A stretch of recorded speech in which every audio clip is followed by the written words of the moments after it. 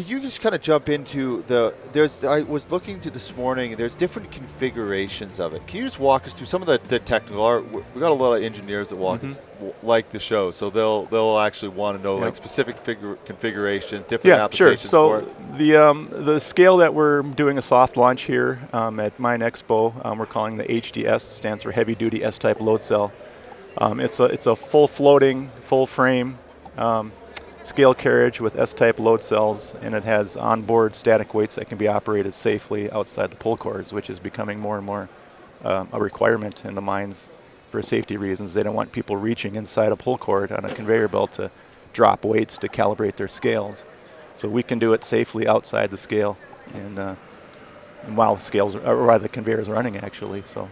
While it's running. Sure. Has there been? Is that one of the improvements? Is there multiple improvements on the design? Because the design has been around for a long time. The design's been around for a long time. It's proven. It's accepted. We took some of the features of the Tecweigh, especially the static weight, and we incorporated that into a new static weight design that we think is going to be.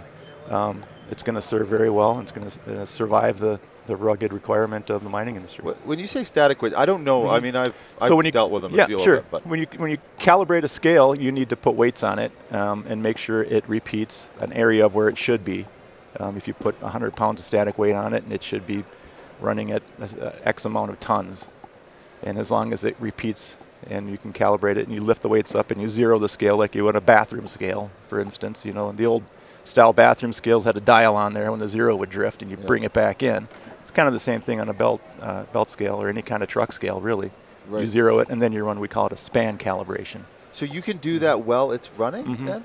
Yeah. Yeah. So a lot of the mines now will, if you need to reach past that pull cord, they require you to lock out and tag out that conveyor. So that can be a cumbersome, time-consuming endeavor to do that, especially on some of these large mines that are running continuously. It's hard for them they can run it empty, but for them to stop it requires effort to lock out and tag out that conveyor, and then drop your weights and then start it up and then run your scale or run your calibration. Yeah. Stop it, take your locks off, and put it back in operation. It can be quite time consuming.